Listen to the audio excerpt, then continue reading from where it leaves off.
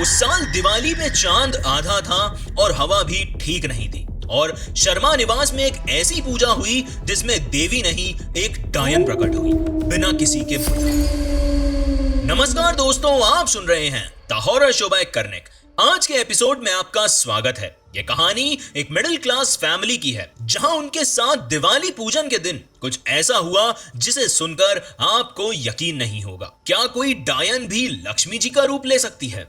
आज की कहानी में आपको इसका जवाब जरूर मिलेगा। अगर आप चैनल पर नए हैं तो चैनल को सब्सक्राइब, वीडियो को लाइक करना ना भूलें और अगर आप ये कहानी स्पॉटिफाई पे सुन रहे हैं तो शो को रेट एंड फॉलो जरूर करें। और अगर आपके पास भी कोई कहानी है, कोई किस्सा है तो आप उसे मुझे डीएम कर सकते हैं या फिर ईमेल भी कर सकते हैं। तो आइए आज का एपिसोड शुरू करते हैं।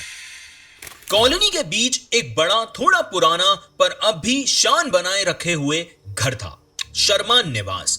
हर साल ये घर दिवाली के त्योहार का सबसे चमकता हुआ घर होता था। इस साल भी वही रोशनी, वही खुशबू, वही शोर था, पर हवा में कुछ अलग सा महसूस हो रहा था। छतों से लेकर गेट तक झिलमिलाती लाइट्स लगी थी। उनके बीच कुछ बल्ब्स कभी कभी पल भर के लिए बुझ जाते और फिर जल उठते। आंगन में रंगोली बन रही थी और अंदर से शंख की आवाज पूरे घर में गूंज रही थी। दादी मंदिर में पुराने चांदी के बर्तन साफ कर रही थी। उनकी आंखों में सुकून था और हाथों में श्रद्धा। माँ किचन में बेसन के लड्डू बना रही थी और बच्चे ड्राइंग रूम में अपने अपने पटाखे जमा रहे थे। उन्हें बस जलाने का इंतजार था। रोहन वरांडे में खड़ा फोन पर बात कर रहा था। उसके चेहरे पे मॉडर्न थकान थी। उसके लिए यह पूजा सिर्फ एक परंपरा थी, लेकिन दादी के लिए यह एक धर्म था। शाम ढल रही थी और सूरज के साथ कॉलोनी पे एक नर्म ऑरेंज लाइट छाने लगी थी, पर उस रोशनी के बीच कुछ अजीब था जो उस वक्त किसी को दिख नहीं रहा था। कॉलोनी के कुछ पुराने लोग कह रहे थे, इस साल दिवाली कुछ अलग है, चांद आधा है और हवा भी ठीक नहीं लगती। और यहीं से ये कहानी शुरू होती है। ये सवाल मेरे भी दिमाग में घर कर रहा है। कहानी को पूरा सुनना और एंड में कमेंट करके जरूर बताना कि अगर आपके साथ कुछ ऐसा हो जाता तो आप क्या करते। तो आइए कहानी में आगे बढ़ते हैं। शर्मा परिवार एक छोटा सा परिवार था। घर के अंदर सबसे पहले नजर पड़ती है दादी पर। शर्मा परिवार की सबसे पुरानी, सबसे आदरणीय और सबसे पवित्र आत्मा। उनका चेहरा छोटी छोटी झुर्रियों से भरा था, पर उनकी आंखों में अब भी वो चमक थी जो श्रद्धा से भरे लोगों में होती है। हर साल लक्ष्मी पूजन उन्हीं के हाथों से होता था और पूजा की तैयारी उनके बिना अधूरी लगती थी। उनके कमरे के एक कोने में एक पुरानी किताब, गंगा जल की बोतल और एक काली जाप माला हमेशा रखी रहती थी, जैसे वो चीजें घर की रक्षक हो। उनके हाथ धीरे धीरे चलते थे, पर हर काम में एक विश्वास भरा होता जो इस घर को अब तक संभाले हुए था।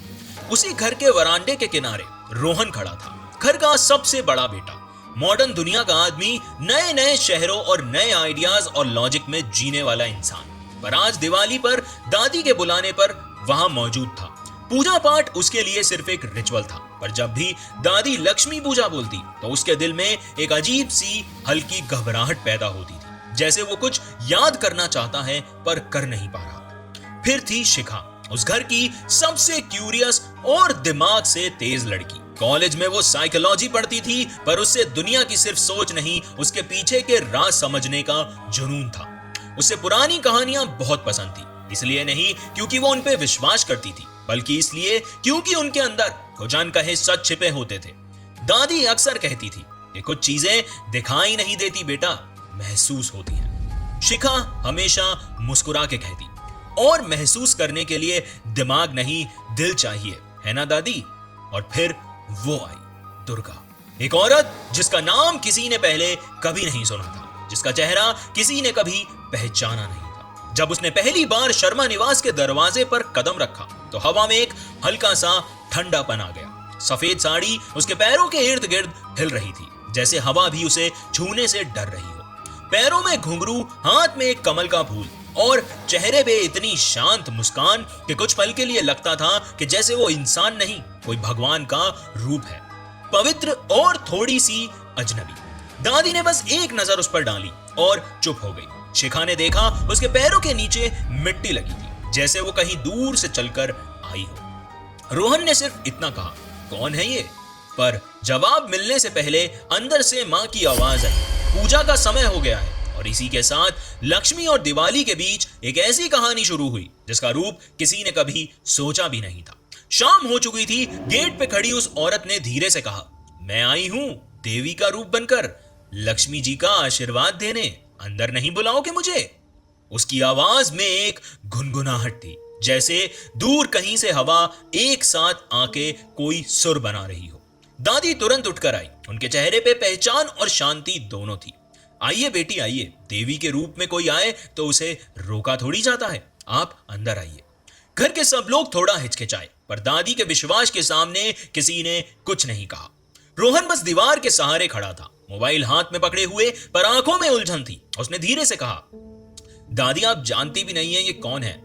दादी ने बस मुस्कुराते हुए कहा, कुछ लोगों को जानना जरूरी नहीं होता बेटा, बस महसूस करना पड़ता है।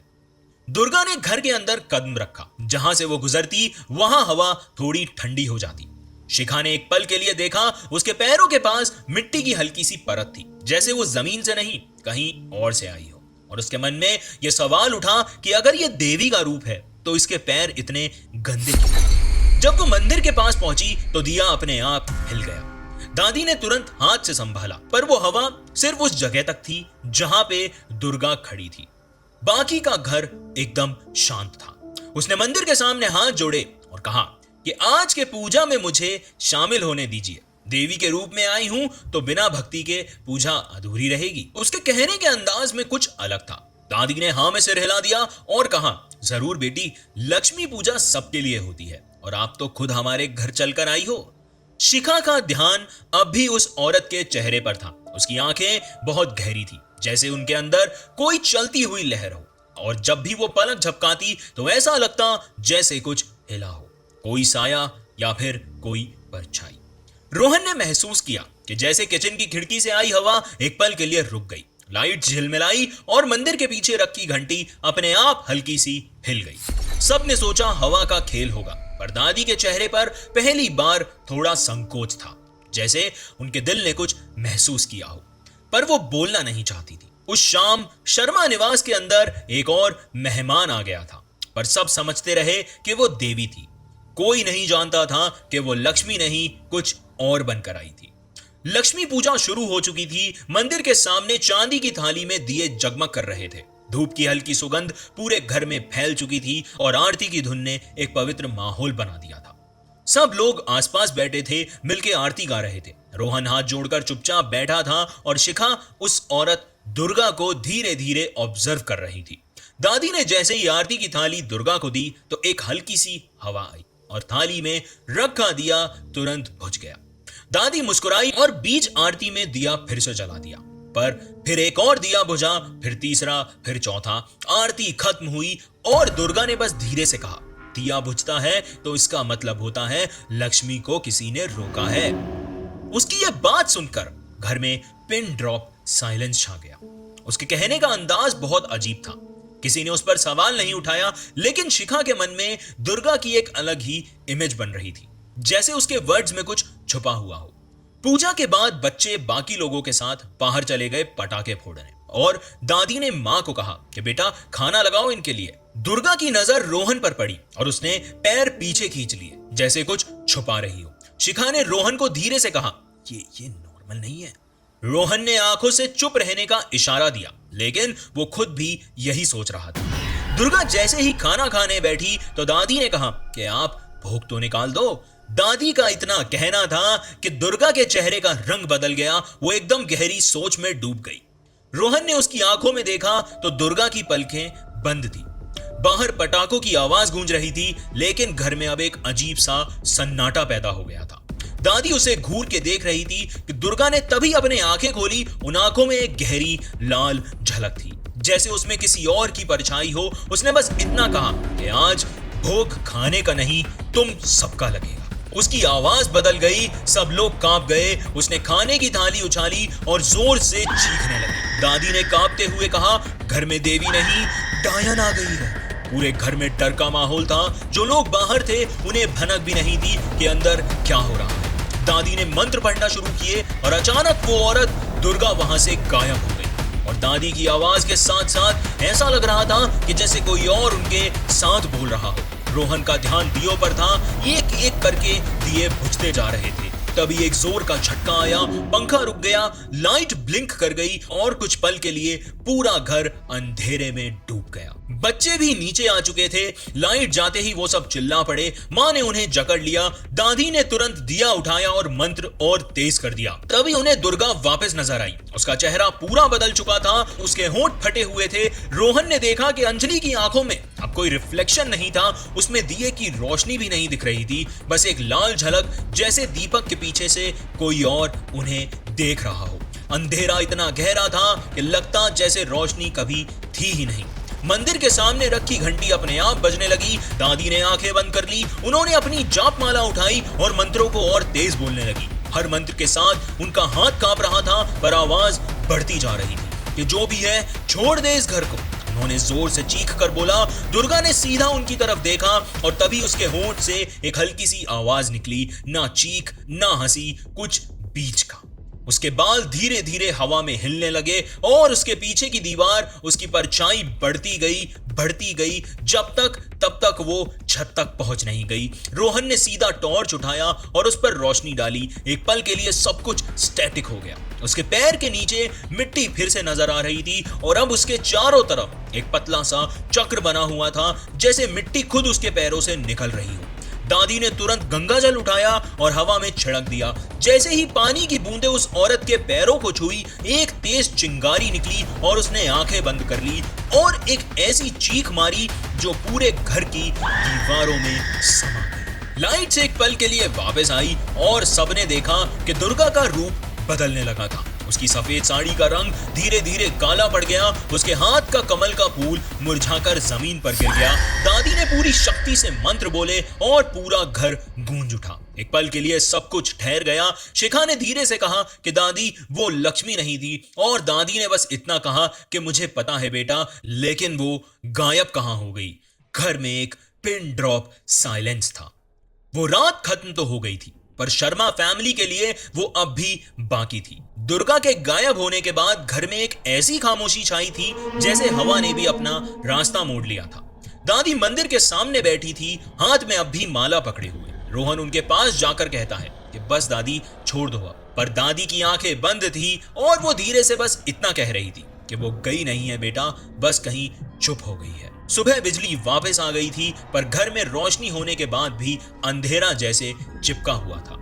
सब लोग एक ही जगह बैठे रहे, कोई अपने कमरे में नहीं गया। माँ ने बच्चों को संभाला, उन्हें सुलाने की कोशिश की, पर उन्होंने आंखें बंद करने से मना कर दिया। शिखा ने कहा कि मुझे लग रहा है जैसे मुझे कोई देख रहा हो। रोहन ने उसे डांट दिया कि बस करो शिखा, इट्स ओवर नाउ। लेकिन रोहन खुद जानता था कि ये अभी खत्म नहीं।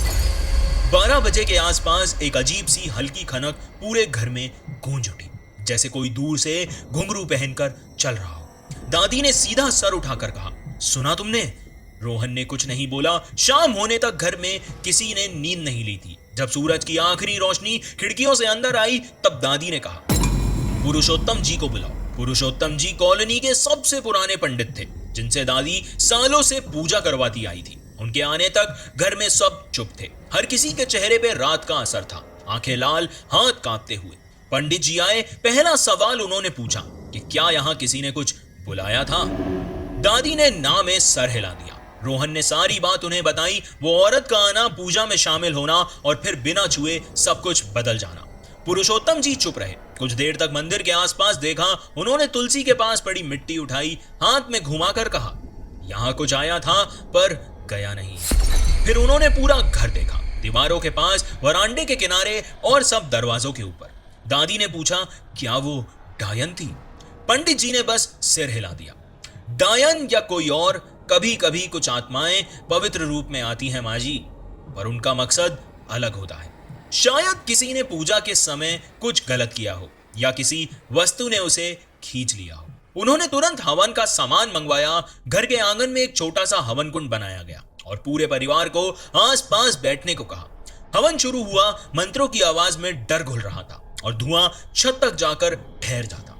रोहन ने देखा कि धुएं के बीच कभी कभी एक रूप बनता और फिर हवा उसे मिटा देती। माँ ने आंखें बंद कर ली। सब हाथ जोड़कर प्रार्थना कर रहे थे। पुरुषोत्तम जी ने हवन समाप्त करते हुए घर के सारे दरवाजों पर रक्षा मंत्र पढ़कर लाल धागा बांधा और बोले कि ये घर अब सुरक्षित है। उन्होंने कहा, पर याद रखिए, कुछ चीजें दूर नहीं जाती, बस थोड़े टाइम के लिए कैद हो जाती हैं।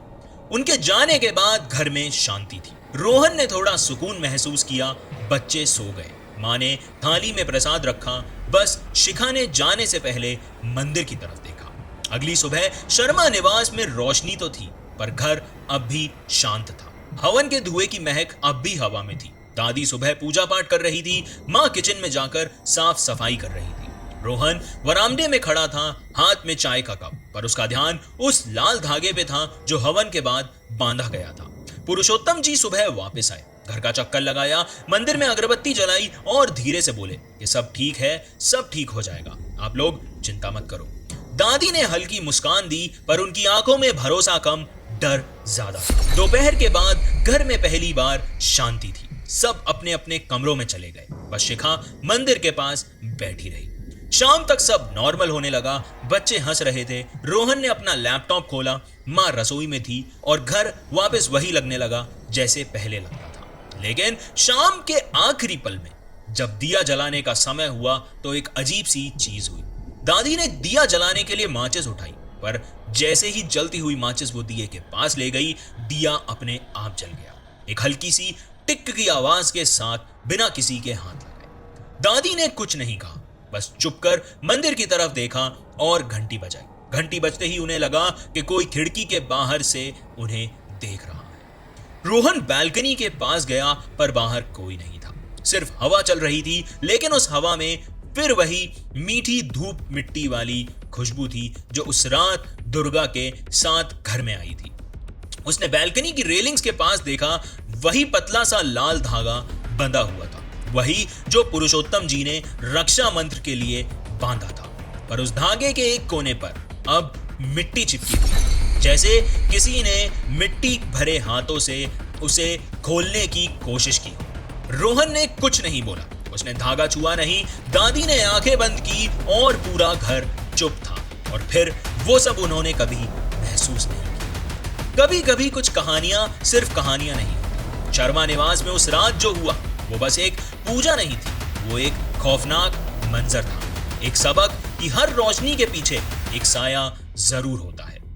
दुर्गा वो कौन थी, कहां से आई थी, किसी को कभी पता नहीं चला। पंडित जी ने कहा था कि कुछ आत्माएं पवित्र रूप लेकर आती हैं, पर उनका मकसद समझना इंसान के बस की बात नहीं होती। और शायद उस रात भी लक्ष्मी पूजा के नाम पे जो आई थी, उसका रूप भले ही बदल गया हो, पर उसकी प्रेजेंस अब भी वहीं कहीं मौजूद है। हो सकता है वो लक्ष्मी थी, हो सकता है वो कुछ और थी, पर एक बात जो पक्की थी वो ये कि उस रात शर्मा निवास में पूजा जरूर हुई थी, लेकिन उस रात भगवान नहीं, डायन आई थी। तो ये कहानी यहीं खत्म होती है। तो दोस्तों, मुझे कमेंट करके जरूर बताना कि आपको ये कहानी कैसी लगी। और अगर आपके पास भी कोई कहानी है, कोई किस्सा है, तो आप उसे मुझे जरूर भेजें।